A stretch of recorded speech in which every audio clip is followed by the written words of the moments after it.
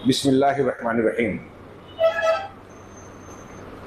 इहदिनस सिरातल मुस्तकीम सिरातल लज़ीना अनअमत अलैहिम गैरिल मग़ज़ूबि अलैहिम वलद्दाल्लीन।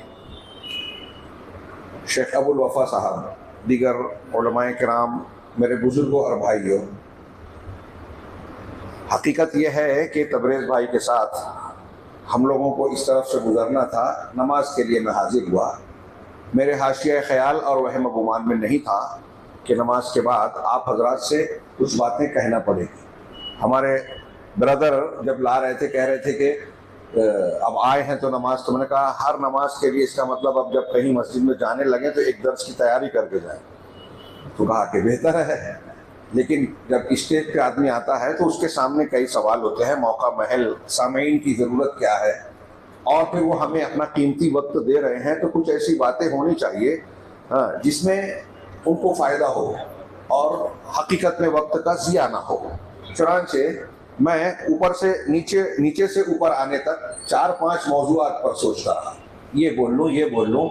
यहाँ बैठने के बाद मेरे दिमाग में आया कि गुज़िश्ता पहले रोज़े से फजर की नमाज़ों में 4-5 दुरूस देने का मौका मिला, तो मैंने एक सिलसिला दुआओं से मुताल्लिक बयान किया है, और उसमें बतौर ख़ास एक ये कि एक बुनियाद यह है कि रमज़ान और दुआ का ताल्लुक़ है। कुरान में अल्लाह ने जहाँ रमज़ान मुबारक की अहकाम व मसाइल का जिक्र किया है, या अय्युहल्लज़ीना आमनू कुतिबा अलैकुमुस्सियाम वाली आयत से लेकर आगे तक, उसके दरमियान में दुआ का जिक्र किया है। व इज़ा सअलका इबादी अन्नी फ़इन्नी क़रीब उजीबु दाअवतद दाई इज़ा दअनी। जब बंदा मेरे बारे में आपसे पूछे तो बताओ कि मैं करीब हूँ, इल्म से उससे उसका इहाता रखता हूँ, उसकी बातों को सुनता हूँ।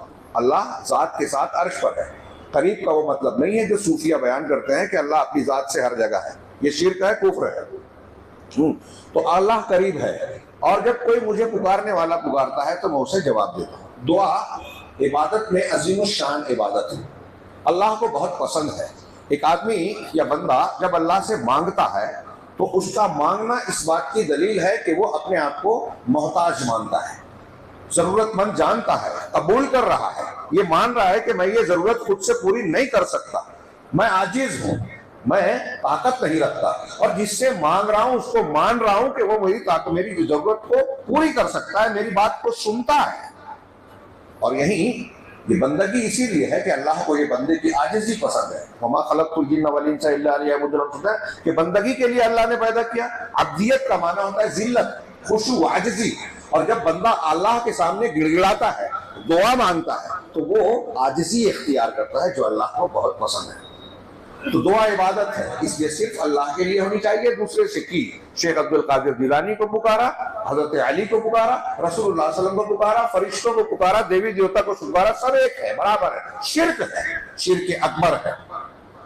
और यहाँ दूसरा मुद्दा है कि जब आप अल्लाह से मांग रहे हैं तो अल्लाह को आप खालिक, मालिक, इलाह जान रहे हैं, सुनने वाला, नफा और नुकसान पहुंचाने वाला। अगर औलाद मांग रहे हैं तो मतलब ये मान रहे कि औलाद वही दे सकता है।